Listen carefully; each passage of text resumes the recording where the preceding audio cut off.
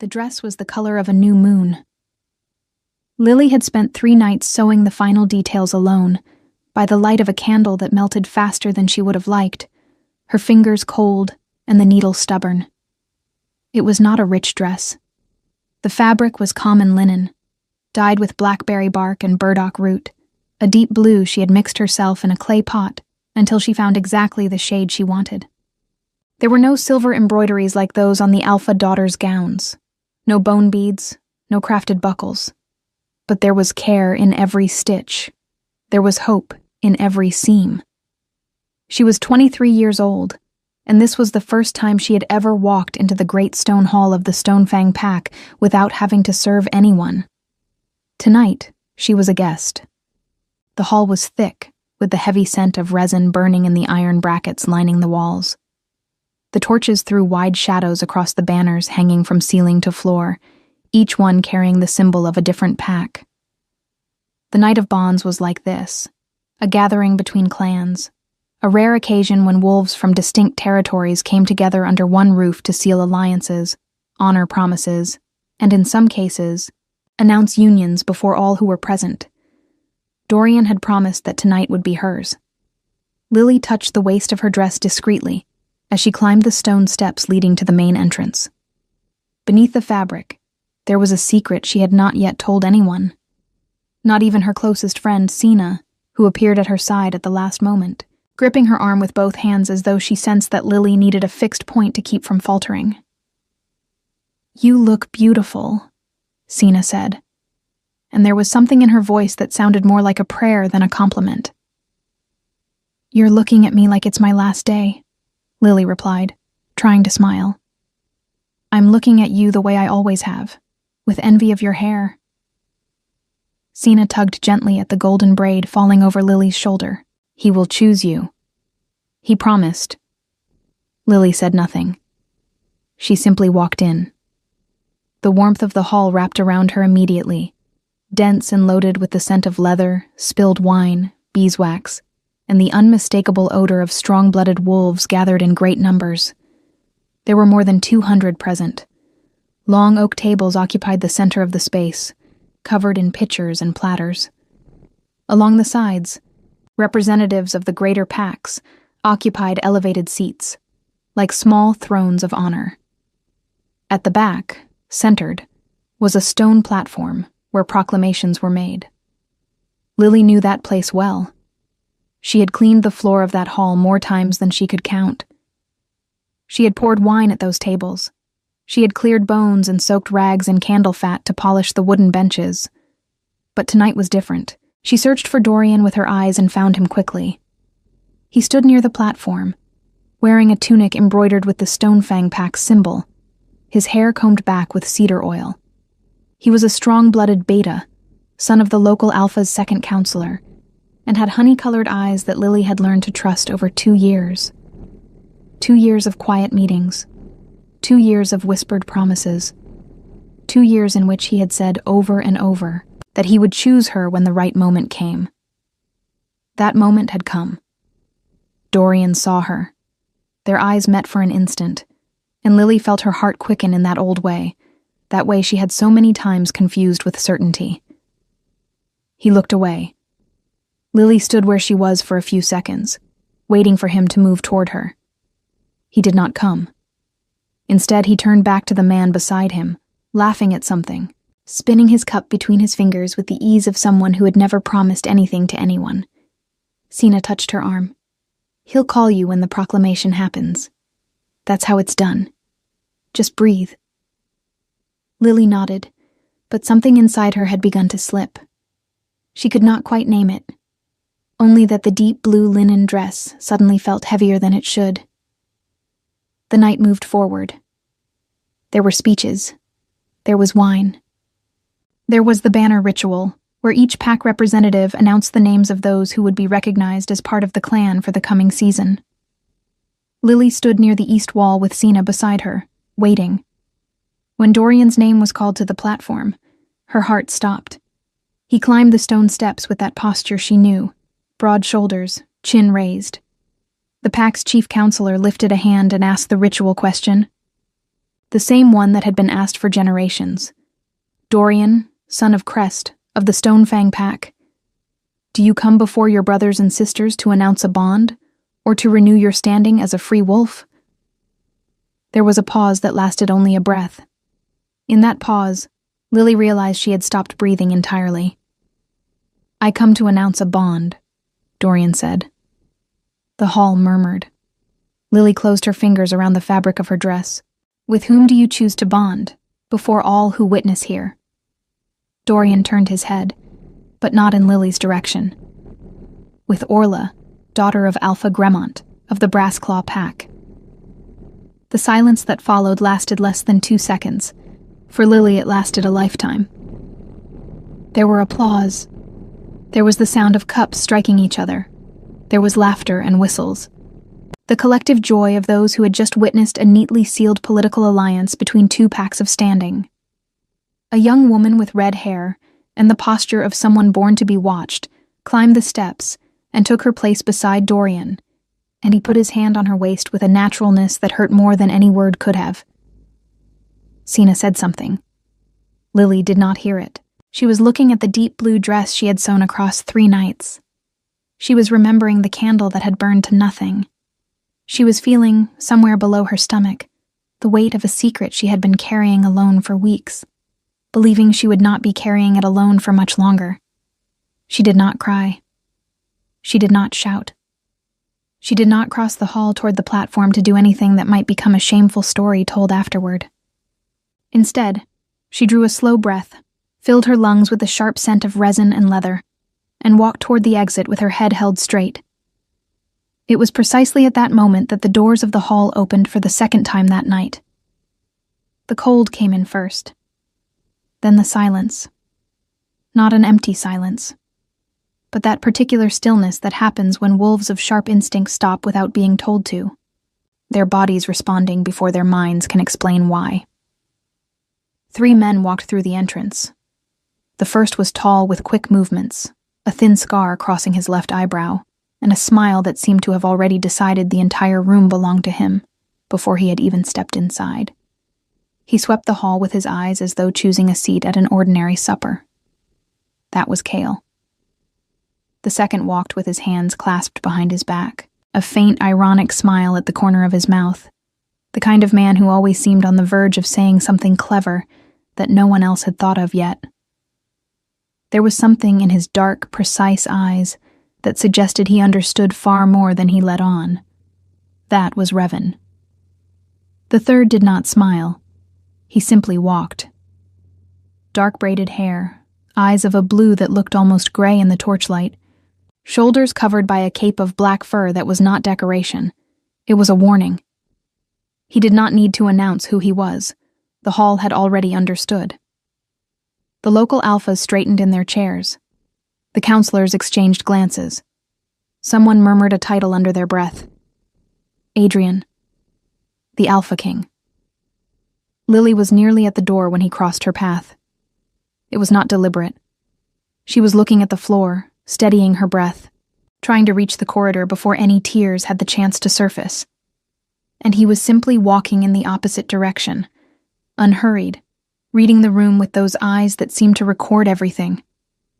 They almost collided. Lily stepped back. He stopped completely. For a moment, neither of them spoke. His scent reached her before any word could, burning pine and something deeper, older, something she could not name, but that made something inside her chest contract in a way she had never felt before. The blue eyes moved slowly down to her dress, then rose back to her face. And Adrian, the Alpha King who had not smiled once since walking through those doors, drew his brow together slightly, not in displeasure, in recognition, like someone who had seen something they had not expected to find there. Cale, from across the room, had already noticed the moment. Well, he said, with that smile of a man who never misses anything. That is interesting. Revan stayed quiet, but his eyes settled on Lily with the same careful attention of someone working through a puzzle slowly. Lily did not understand what was happening. There was no reason for 3 wolves of that standing to look at her that way, She was an Omega without a settled clan, of common lineage, wearing a dress she had sewn with her own hands. But Adrian kept looking, and the entire hall, by degrees, had forgotten how to breathe. Nobody moved first. That was the strange part. Lily had spent enough time in the presence of powerful wolves to know that when an alpha king stopped walking, everyone around him adjusted. Conversations paused, backs straightened, cups lowered. It was not something that required a command. It simply happened, the way water moves when something heavy is dropped into it. But Adrian had stopped because of her. And Lily, who had nothing left to lose that night, who was still holding the wreckage of a 2-year promise somewhere behind her ribs, found that she could not look away from him either. It would have been easier if she could. Easier to drop her eyes, step aside, murmur an apology for nearly walking into the chest of the most powerful wolf in the known territories, and disappear through the doors into the cold corridor beyond. She did not look away. Neither did he. It was Cale who finally broke the tension, moving to Adrian's side with that loose-limbed ease of someone who had long stopped being impressed by anything but found most things amusing regardless. "You're blocking the door," he said, though it was unclear whether he was speaking to Adrian or to Lily. Possibly both. "I was leaving," Lily said. Her voice came out steadier than she had expected. She was grateful for that, at least. "Leaving." Cale repeated the word as though it were mildly offensive. He tilted his head, studying her with open curiosity, the scar above his eyebrow shifting with the expression. "In the middle of the night of bonds, before the second round of wine, that seems like a decision made in haste." "It seems like a decision that is mine to make," Lily replied. A beat of silence. Then Cale's smile widened slowly, the way a fire catches. He looked at Adrian over his shoulder. "I like her." Revan had drifted closer without appearing to move at all. He stood slightly to the left, hands still behind his back, and when he spoke his voice was low and unhurried, like someone narrating something he had already read the ending of. "You were at the Eastern Wall during the proclamation," he said. It was not a question. Lily felt the observation land somewhere tender. "I was. And now you're leaving." "That does tend to follow," she said. Revan's expression did not change, but something in his eyes shifted, a small, precise acknowledgement, as though she had passed some minor test she hadn't known she was taking. Adrian said nothing. He was still watching her with that same focused stillness, the fur cape framing his shoulders in the torchlight, his jaw set. There was no cruelty in his expression, no pity either, and she was grateful for the absence of pity most of all. What was? There was harder to name, a quality of attention that felt less like being looked at and more like being read. Lily became suddenly, acutely aware of the dress, the linen, the careful stitches, the deep blue that she had mixed herself in a clay pot. She wondered, briefly and absurdly, whether he could somehow see all of that. The 3 nights of candlelight, the cold fingers, the hope she had folded into every seam. She pulled her gray cloak tighter across her shoulders. "Excuse me," she said quietly, and this time she did move, stepping past Cale, past the edge of Adrian's stillness, and through the tall doors into the corridor beyond. The cold hit her immediately. The corridor was stone and shadow, lit by 2 torches set far apart, their flames trembling in the draft that crept under the outer gate. Lily walked quickly, one hand pressed flat against the wall for steadiness, the other holding the cloak closed at her throat. The sounds of the hall faded behind her, the laughter and the music and the celebrating voices, and in their place came the sound of her own footsteps and her own breathing, and underneath both of those, the persistent quiet ache of everything she was trying not to think about. The secret below her ribs was still there. It had not dissolved along with the promise. It had simply become heavier. She turned a corner and found herself in the secondary passage that ran along the back of the hall. a narrow corridor used by servants and pack members who needed to move between rooms without passing through the main gathering. She had walked this passage hundreds of times. She knew every uneven stone, every draft, every door. One of those doors stood slightly ajar. She would have walked past it entirely. She had no reason to stop, but she recognized the voice coming through the gap, low and unhurried, with that particular tone that she had once believed was reserved only for her. Dorian. She stopped despite herself. "You handled it cleanly," said a second voice, older, measured. His father, Crest. "The Gremont Alliance is exactly what this pack needs going into winter." "I know," Dorian said. "And the Omega girl?" Crest asked. The question landed with the casualness of someone discussing weather. "She won't cause trouble?" A pause. "Lily." Dorian said her name the way someone says the name of something they once owned and have since put away. "No, she won't cause trouble. She doesn't have the standing or the voice to cause trouble even if she wanted to."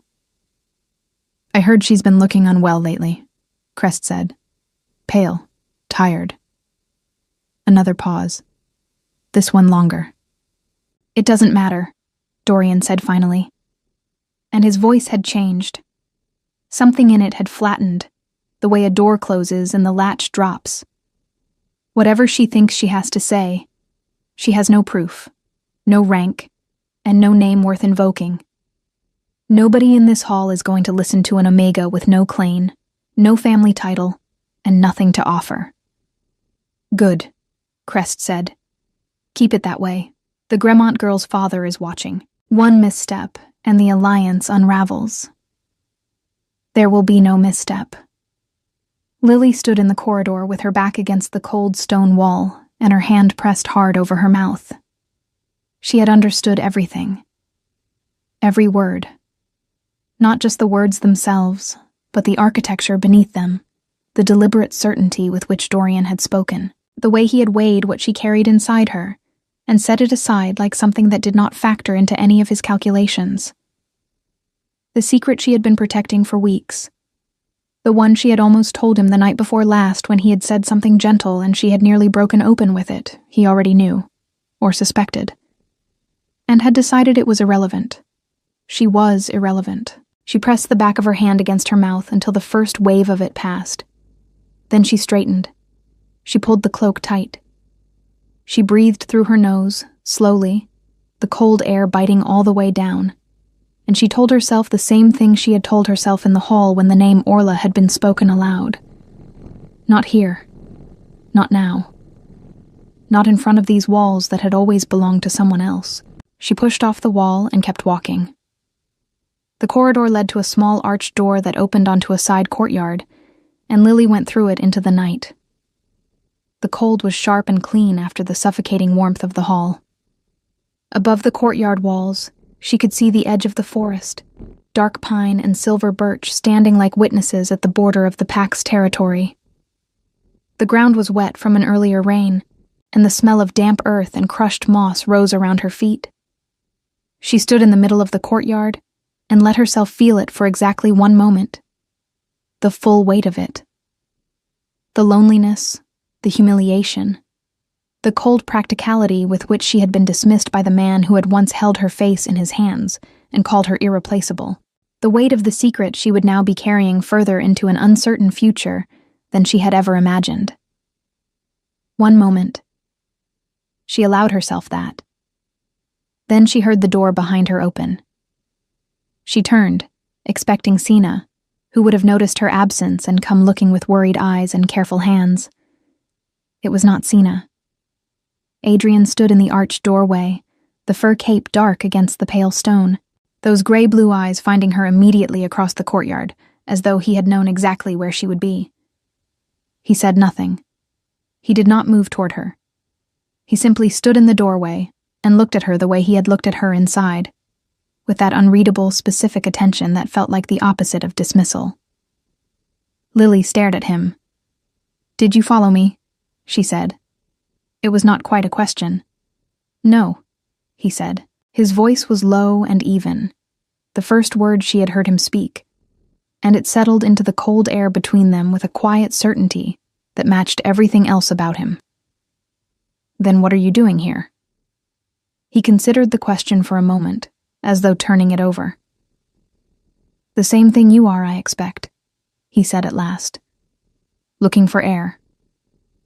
Lily watched him for a long moment, trying to find the angle. Powerful wolves did not follow omegas into side courtyards without a reason, and they did not give simple answers without something underneath them.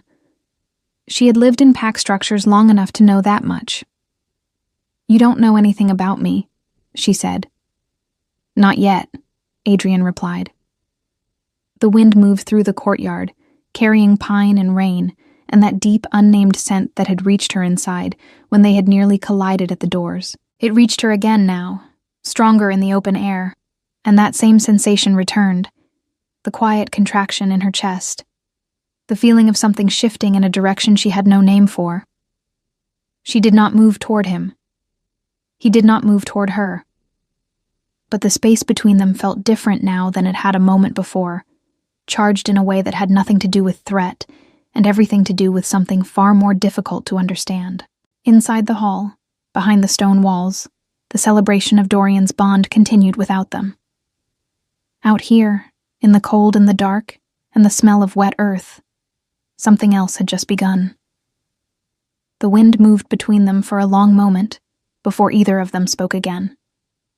Lily had learned, over years of existing in spaces where she was overlooked, to read silences carefully. Some silences were dismissive. Some were impatient. Some were the particular silence of someone waiting for you to realize you were in the wrong place and remove yourself from it. She had lived inside all of those varieties often enough to recognize them without thinking. This was none of those. Adrian's silence was the kind that held weight without pressing down on her. He stood in the arched doorway with the torchlight behind him, casting his shadow long across the wet stone, and he watched her the way she had noticed him watching the hall earlier, with a quality of attention that was neither casual nor aggressive, but simply complete, as though she were something worth understanding fully before any conclusion was drawn. It was, she realized with a start, one of the more unsettling things anyone had ever done in her direction. "How long have you been at Stonefang?" he asked. The question was simple. She answered it simply. 6 years. I came when I was 17. I worked in the hall." "I know," he said. She looked at him more sharply. "You know?" "I was here 3 years ago. A territorial boundary dispute between Stonefang and the Gremont Pack." A pause. "You brought the counselors their water during the second session of talks." Lily stared at him. She remembered that meeting distantly, the way you remember the background of something you were not paying attention to. A long table. Maps weighted down at the corners. Men arguing about tree lines and river borders. She had refilled the pitchers twice, and nobody had looked up. "You were one of the arbitrating lords," she said slowly. "I was."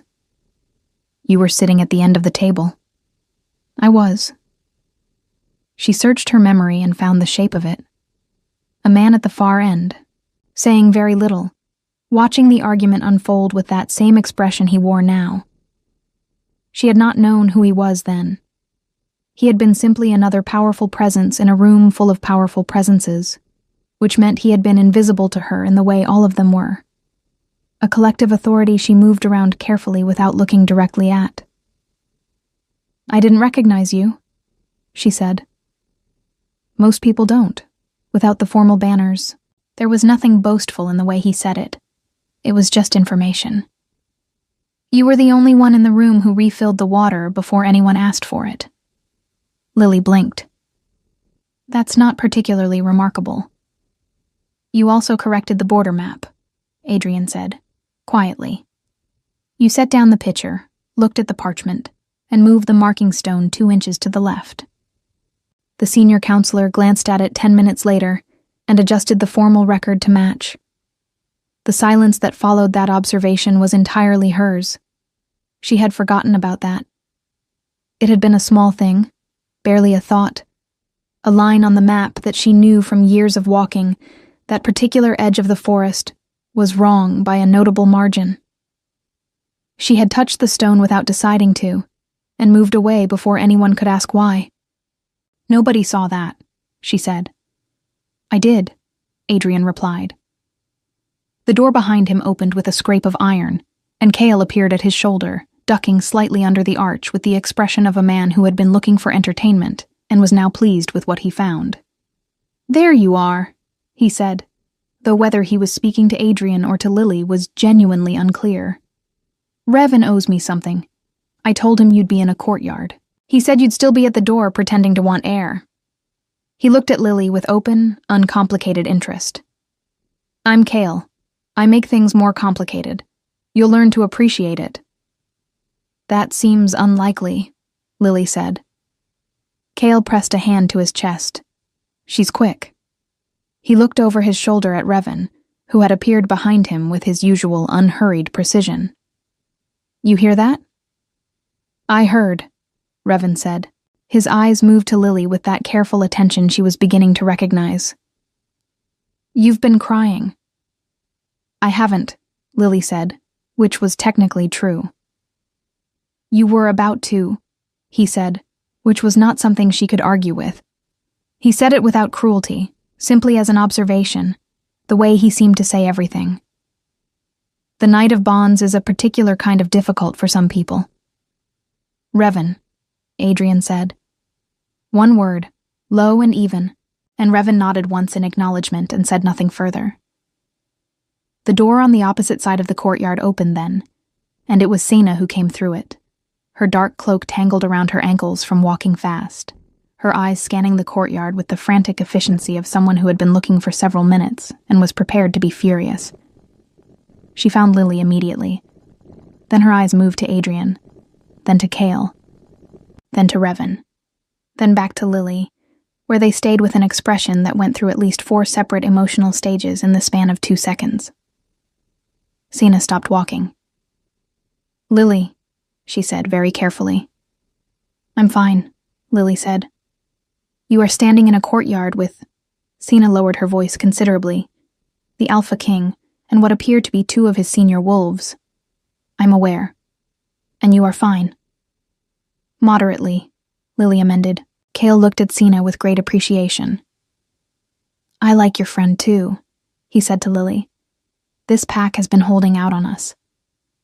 Cena opened her mouth, closed it, and then apparently decided that the only reasonable response was to come stand next to Lily, which she did, pulling her cloak straight with the dignity of someone who had not just run across half a stone corridor in a mild panic. Adrian had watched all of this without moving from the doorway. There was something almost imperceptible in the line of his mouth. Not quite a smile, but the shadow of one, as though the scene had produced in him something that was not amusement exactly, but was adjacent to it. Then the outer door of the courtyard opened again. Dorian stepped through. He had come looking for someone.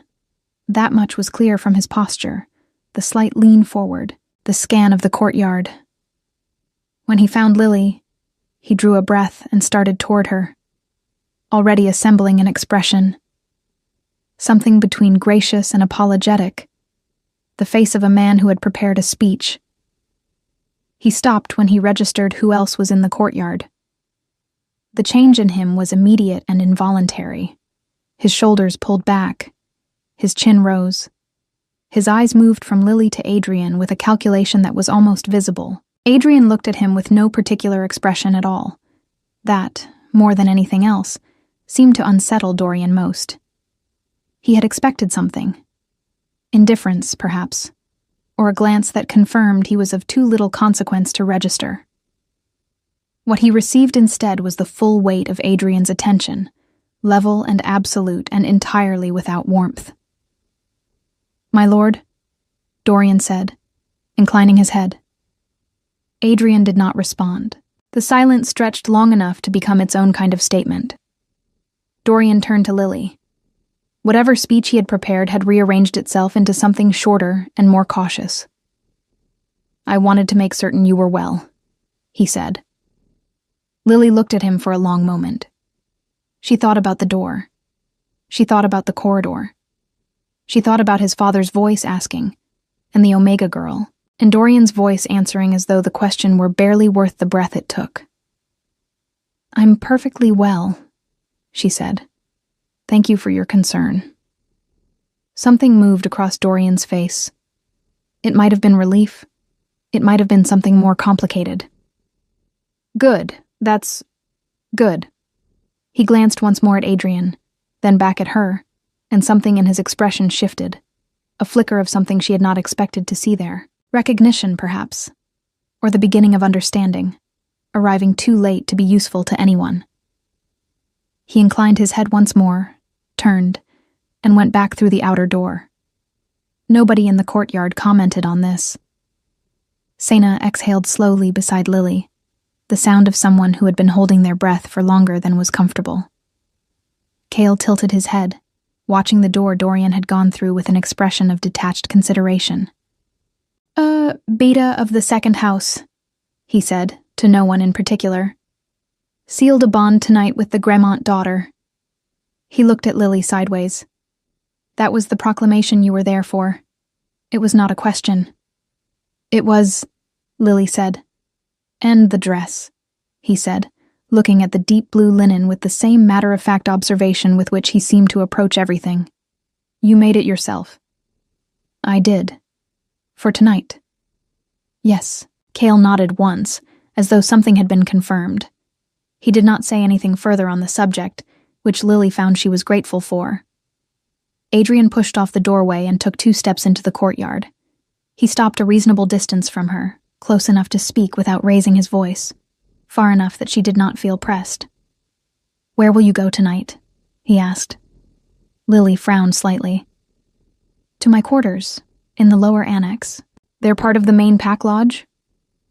"Yes." "Dorian's pack," he said. The word his settled into the air with a precision that she recognized. It was not an accusation.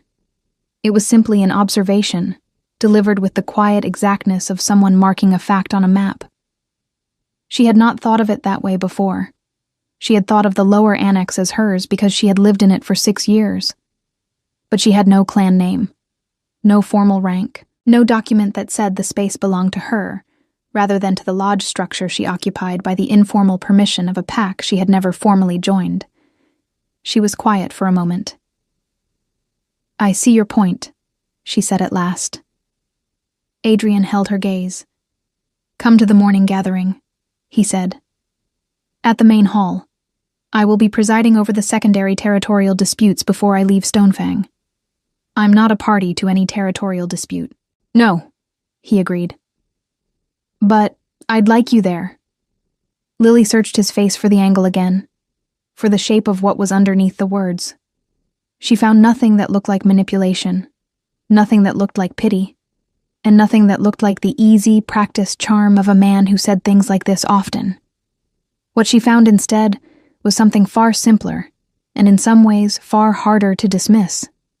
He meant it. "I'll consider it," she said carefully. Something settled in his expression. Not satisfaction, exactly. Something quieter than that. "That's enough," he said. Behind her, Sena made a sound that she quickly converted into a cough. The cold had deepened around the courtyard. The torches in the corridor beyond the arch threw their wavering light across the wet stones, and somewhere above the dark line of the forest, a single cloud had moved away from the moon and left the sky briefly, sharply clear. Lily stood in the middle of that courtyard with the weight of everything that had happened that night pressing against her ribs. The rejection, the door, the secret she was still carrying, and the inexplicable fact of this man who had remembered where she had moved a stone on a map 3 years ago. She did not know what any of it meant yet. But for the first time since she had walked into the great stone hall in her deep blue dress and her careful hope, she felt something other than the specific gravity of loss. She felt, distantly and cautiously, like she might want to find out. She did not sleep. The lower annex was cold in the way that stone buildings are cold in the hours before dawn. Not brutally, but persistently, the kind of cold that works its way through a blanket and settles into the joints and makes everything feel slightly heavier than it should. Lily lay on her narrow bed with her cloak pulled over her and stared at the ceiling and listened to the sounds of the lodge settling around her. She thought about the courtyard. She thought about what Adrian had said, and more than what he had said, the way he had said it. Without performance, without the particular quality of a man trying to impress a woman he has decided to want. There had been something almost businesslike in his manner, if business could be conducted with that level of quiet attention, something that treated her as a person with a position worth considering, rather than a circumstance worth managing. She thought about the door, about Dorian's voice and his father's voice, and the flat certainty with which she had been weighed and found negligible. She thought about the secret below her ribs, which had not slept either. When the first gray light came through the narrow window above her bed, she got up, washed her face in the basin, braided her hair with steady hands, and put on the gray cloak over the blue dress that she had worn the night before, because it was the best thing she owned, and she was not yet ready to fold it away. Then she walked to the main hall. The morning gathering was smaller than the night before, the celebration stripped away to reveal its working bones. The long tables had been pushed to the sides. At the center of the hall, a large map had been laid across a flat board supported by iron stands. The same kind of map she had seen 3 years ago, weighted at the corners, marked with boundary lines in charcoal and red chalk. Chairs had been arranged in a semicircle facing a central seat. And in that central seat, Adrian sat. He had changed from the night before. The fur cape was gone. He wore a dark leather vest over a simple long-sleeved garment, crossed straps at his chest, bracers at his wrists, the practical clothing of someone who worked rather than presided. His braided hair was pulled back. He was reading something when Lily entered, a folded document, and he did not look up immediately. Cale saw her first. He was standing to the left of the map with a cup of something hot, and he raised it slightly in her direction like a small, ironic toast. Revan was at the far wall, speaking in a low voice with one of the Stonefang counselors, and he glanced at her briefly with those precise dark eyes, and then returned to his conversation. Lily found a place along the eastern wall, standing rather than seated, which was where she belonged in the hierarchy of the room. There were perhaps 30 people present, senior wolves from various packs, counselors, a few representatives of border territories. She recognized most of them by sight, if not by name. She recognized Crest immediately. Dorian's father stood near the map with 2 other Stonefang counselors, his posture the careful upright of a man who was always aware of where the authority in any room was positioned. He had not seen her yet. Adrian looked up from the document. His eyes found her across the hall with the same directness she was beginning to expect from him. Not searching, not surprised, simply locating. The smallest acknowledgement moved through his expression. Then he set down the document, and the session began. She had attended enough pack gatherings in her peripheral role to follow the structure of what unfolded over the next 2 hours. Boundary disputes were presented, argued, and examined against the map. Adrian asked questions that were brief and precise, cutting through lengthy arguments to the specific point of disagreement with an efficiency that left the more verbose representatives visibly unsettled. He made 2 rulings and deferred 1 pending further evidence. He was fair in a way that was not warm, which was, Lily found, more trustworthy than warmth would have been. She was watching him work when Crest turned and saw her. The change in the older man's posture was subtle, a slight stiffening, a reorientation of attention. He said something quietly to the counselor beside him, and that counselor glanced in her direction with an expression that Lily had seen aimed at her many times before. The mild, dismissive confusion of someone trying to understand why a person of no consequence was standing somewhere they did not obviously belong. Crest cleared his throat. "My lord," he said, with the careful tone of a man raising a procedural point. "I notice we have some additional observers this morning who are not party to any territorial matter before this session. It may be appropriate to confirm that all present have standing to remain." The room stilled slightly. Adrian set down the edge of the map he had been consulting. He did not look at Crest. He looked at Lily. "She remains," he said. 2 words, delivered with the same quiet certainty he applied to everything. And then he returned his attention to the map, as though the matter had been fully resolved. It had been. Cress did not speak again. Lily felt something move through her chest that she did not entirely have a name for. Not gratitude exactly, though there was gratitude in it. Something more structural than that. The sensation of a wall being built between her and something that had always been allowed to reach her without obstruction. The session concluded near mid-morning. People began to disperse in clusters, conversations continuing as they moved toward the doors or gathered around the refreshment table along the north wall. Sina appeared at Lily's side from somewhere she had apparently been waiting, pressing a small piece of bread into her hand without preamble. "You need to eat," Sina said. "I'm not hungry." That wasn't a question. Sina watched her take a reluctant bite, then lowered her voice. "How are you feeling? And I mean truly." Lily considered lying. The habit of it was deeply established, the reflex of someone who had learned early that expressing need in a place where you had no standing was more dangerous than concealing it. But Sina had known her for 4 years, and had the particular patience of a person who would simply wait. "Unsteady," Lily admitted. "You need to tell someone," Sina said. "You can't keep carrying this alone. It's been weeks, Lily." "I know. Who are you going to tell?" Lily did not answer, but her eyes moved, involuntarily and briefly, across the room to where Adrian stood with Revan, the session's documents being gathered by one of his men. As though sensing it, Revan looked up and his gaze tracked the direction of hers, and then, with that thoughtful precision, moved to Adrian. He said something low. Adrian turned. Lily looked away immediately, which was, she knew, precisely the kind of reaction that told a careful observer everything. She ate the bread. It was perhaps half an hour later, when most of the gathered wolves had drifted out and the hall had returned to its working quiet, that she felt it. A wave of dizziness, not dramatic, not the kind that preceded falling, but the kind that preceded the need to sit down immediately and breathe through her nose until the world stopped tilting. She found the edge of a bench and lowered herself onto it with what she hoped looked like casualness. Sina was across the room, speaking with someone near the door. She had not seen. "Here." A cup appeared in her line of vision. She looked up. It was Kale, crouched slightly to her level, holding out a clay cup with an expression that had none of its usual amusement in it. "Water.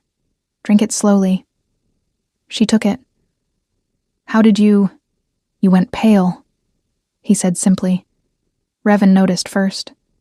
He notices most things first. It's extremely irritating. He stayed crouching, watching her drink with the casual attentiveness of someone keeping watch without making it obvious that's what they were doing. "Better?" "Getting there," she said. "Good." He stood, hands in his belt, and looked out across the room. "He wants to speak with you, when you're ready." No urgency. Lily did not ask who. "Tell him I'm ready now," she said. Adrian came to her without ceremony, without an audience, without any of the trappings that his position entitled him to bring to every interaction. He simply walked over and sat on the bench an arm's length from her, forearms on his knees, and waited. She told him. She did not plan to tell him all of it. She had intended something brief and managed, a small accounting of the situation that explained enough without exposing anything irreplaceable. But there was something about the specific quality of his attention, the fact that he did not lean forward or reach toward her or rearrange his expression into something performed, that made the managed version feel inadequate. She told him about Dorian, about the 2 years, about the promise and the proclamation and the name Orla spoken from the stone platform. She told him about the corridor and the door that had been left ajar, and the voices she had heard through it. The word whatever she thinks she has to say spoken in Dorian's voice, with that flat, sealed certainty. And then she told him the rest. When she finished, the hall was quiet around them. Sina had come back to the doorway and stopped there, reading the scene, and had the wisdom to remain where she was. Adrian did not speak immediately. He looked at the middle distance for a moment with that quality of attention he applied to maps and disputes and arguments, the focused consideration of someone who was taking in the full shape of something before responding to any part of it. "How far?" he asked. His voice was low. 9 weeks, perhaps 10. He nodded once. Then he turned his head and looked at her directly. "You have no formal claim to shelter within this pack," he said. "No. And no family title." "No." "Then you've been here 6 years," he said, "on nothing but your own competence and the informal permission of people who have just demonstrated what that permission is worth." Lily held his gaze. "That is an accurate summary, yes." Something moved through his expression. It was not pity. She was certain of that. It was something older and more deliberate. The expression of someone who has identified a wrong and is already, quietly, beginning to consider what to do about it. "There is a woman," he said slowly, "in the records of the old Ashvale pack, a bloodline that scattered 3 generations back when that territory fell. The scent carries." He looked at her with those gray-blue eyes. "Do you know your mother's line?" Lily frowned. "My mother died when I was 4. I was told she came from a minor branch family. No one gave me more than that." "Who told you she was minor?" She opened her mouth, then closed it. She realized with a quiet and arriving certainty that the answer was the same people who had always told her what she was. Adrian said nothing further. He simply held her gaze, patient and still, while that realization finished settling. Outside the hall's high windows, the morning had cleared. The sky above the tree line was the pale, clean blue of a world that had been washed by rain and left without excuses. And somewhere in the eastern wing of the lodge, a door that Lily had never opened was about to become relevant. The records room was at the end of the eastern corridor, behind a door that required a key held by the Stonefang head archivist. An elderly wolf named Piran, who had been keeper of the lodge's documents for longer than most of its current residents had been alive. He opened the door without question when Adrian asked, which told Lily something about the nature of authority she had not previously understood from the inside. The room smelled of old parchment and dried ink and the particular dustiness of things that had been important once and then set aside. Perrin lit 2 additional candles and moved to a section of shelving along the far wall without being directed, his fingers traveling across the spines of bound ledgers with the ease of long familiarity.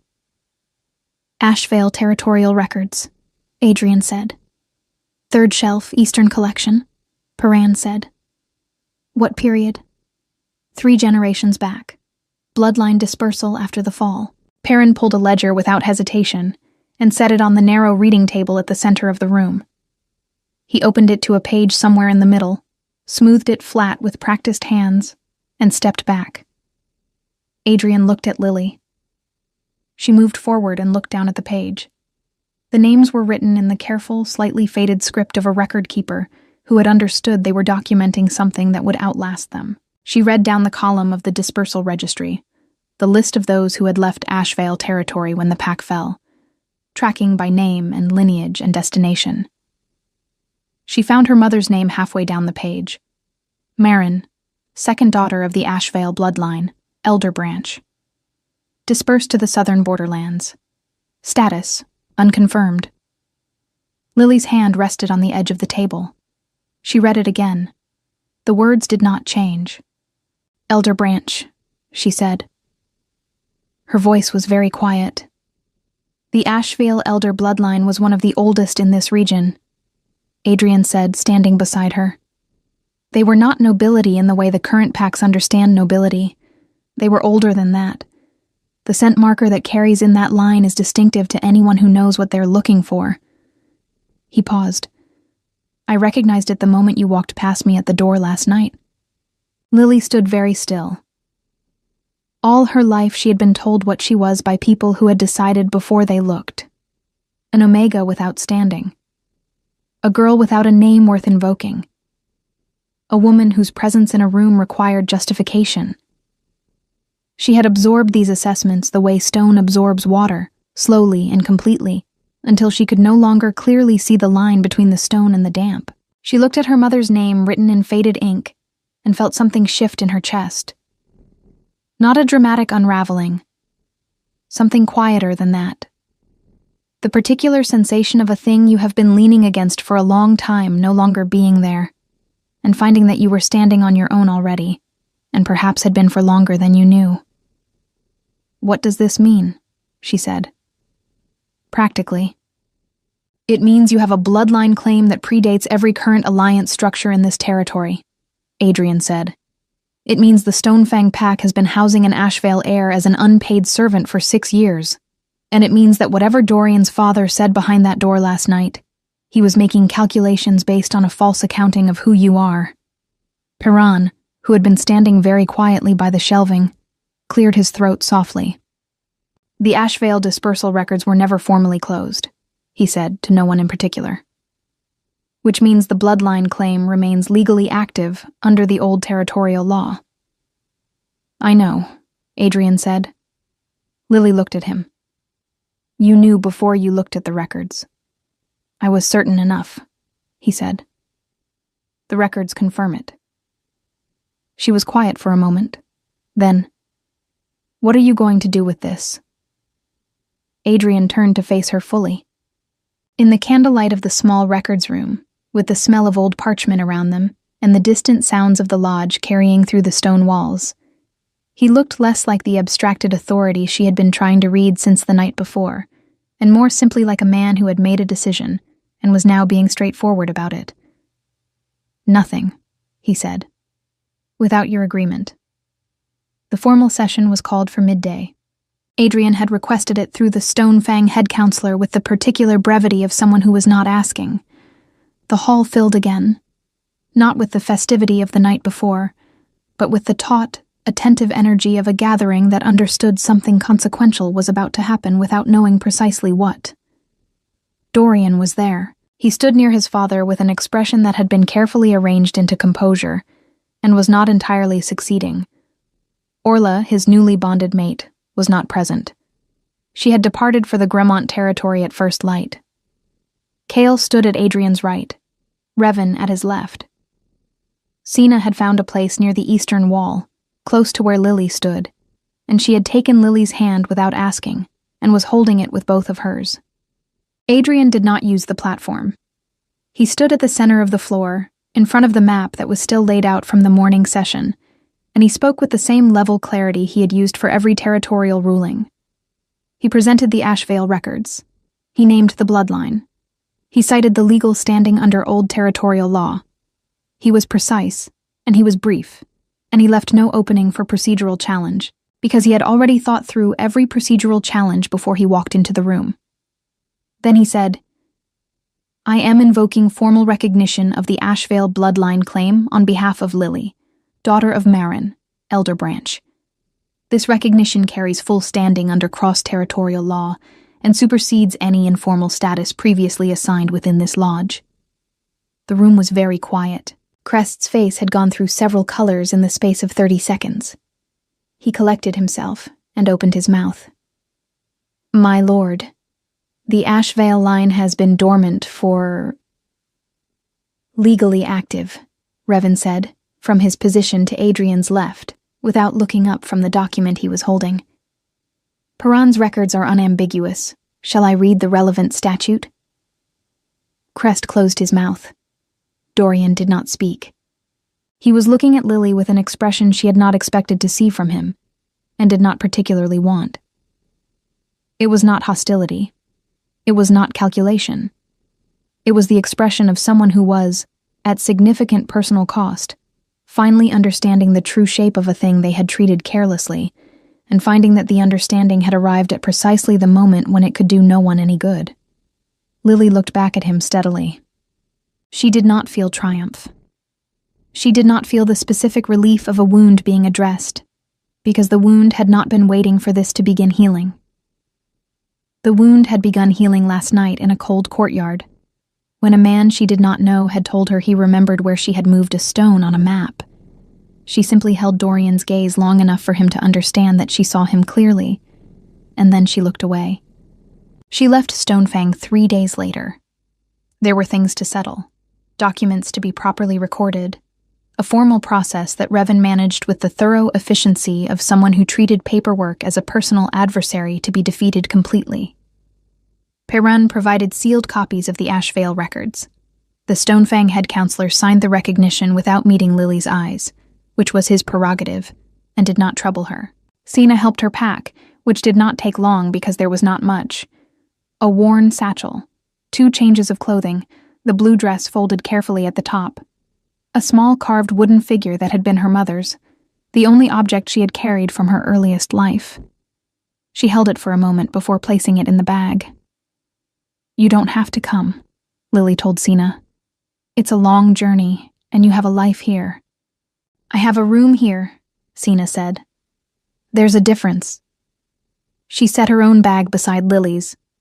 "I've never been to the Northern Territories. It's cold. You just spent 6 years in a stone lodge with drafty windows. I think we'll manage." Lily looked at her for a moment, and something in her chest ached with a warmth that had nothing to do with the fire burning in the small hearth. "Thank you," she said. "Stop that," Sina said briskly. "You can thank me by naming her something with more than 2 syllables. It might be a boy." "It won't be," Sina said, with the absolute certainty she applied to everything she had no real way of knowing. And somehow, looking at her, Lily found that she believed it. The journey north took 11 days. Kale complained about the road on days 3 and 7, in detail and with genuine creativity, which caused Revan to calculate aloud the precise number of times he had complained about that specific road across all journeys he had observed, which caused Kale to complain about Revan, which was apparently a well-established pattern that everyone else in the traveling party had developed a comfortable immunity to. Adrian rode mostly in silence. But on the 4th evening, when they had stopped at the edge of a wide river and the camp was being made in the last of the daylight, he sat beside Lily at the bank, where she had gone to watch the current, and said, without preamble, "You don't have to decide anything before we arrive." "I know," she said. "There is a house within the territory. It was part of the Ashvale holdings that came under Northern protection when the pack fell. It belongs to the bloodline, not to me." He looked at the water. "You can live there. Raise the child there. Make whatever decisions you choose to make, on your own time, without owing those decisions to anyone." Lily was quiet for a moment. The river moved past them, dark and steady, carrying the smell of cold stone and pine from somewhere further up. "And if I make decisions that include you," she said carefully. He turned his head and looked at her. The last of the evening light was on the water and on the line of his jaw, and in those gray-blue eyes that had been looking at her, she was beginning to understand, for much longer than last night. "Then I would consider that," he said, "the best possible outcome." The child was born in late spring, in the house that smelled of old wood and new fire, with Senna present, and a healer from the Northern Lodge, and the distant sound of the forest coming through the open window, because Lily had insisted on the window being open, which Senna had argued against, and then conceded. She was a girl, as Sina had predicted with her customary baseless certainty. Lily held her in the early morning, in the quiet after everything, with the pale spring light coming through the window, and the smell of pine and damp earth rising from the forest below.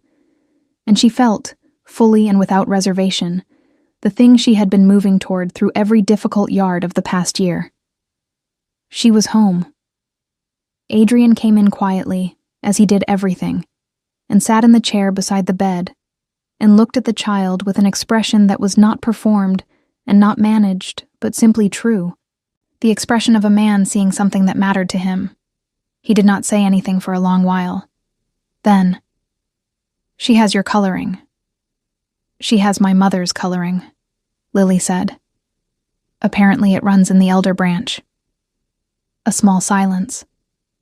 Then something moved at the corner of his mouth that was, unmistakably, a smile. The first full one she had seen from him. It changed his face entirely, opened it, and she found she wanted to see it again as many times as possible for the rest of her life. "What will you call her?" he asked. Lily looked down at the small face, the fine gold hair, the hands that had already decided to hold on tightly to whatever they found themselves near. "Maren," she said, after her grandmother. Adrian nodded once. The weight of the name settled into the room gently and stayed there, as names do when they are given to the right person at the right time. Outside, the spring forest was loud with birds and the movement of the wind through new leaves, and somewhere below the house, Kale was teaching Sena some card game of dubious legitimacy that she was almost certainly going to beat him at within the hour, and the Northern Territory was waking up around them with the unhurried certainty of a place that had been standing for a very long time and intended to keep standing. The blue dress hung on the back of the door. Lily had not folded it away. Some things were made for more than one night. End. Lily found her bloodline, her standing, and her home. Adrian kept the silent promise he had made to himself the moment he saw her move a stone on a map. Sena never left. Kale lost the card game. Revan had predicted all of it. Dorian returned to Stonefang and lived a quiet, unremarkable life. He never spoke Lily's name again, but some evenings, when the lodge hall was full and loud and celebrating, he stood at the edge of it with the particular stillness of a man who understands, too late and too completely, the precise value of what he chose not to keep. Little Maren grew up knowing her grandmother's name and her great-grandmother's bloodline and the forest outside the house that had always been hers. That was enough. That was everything.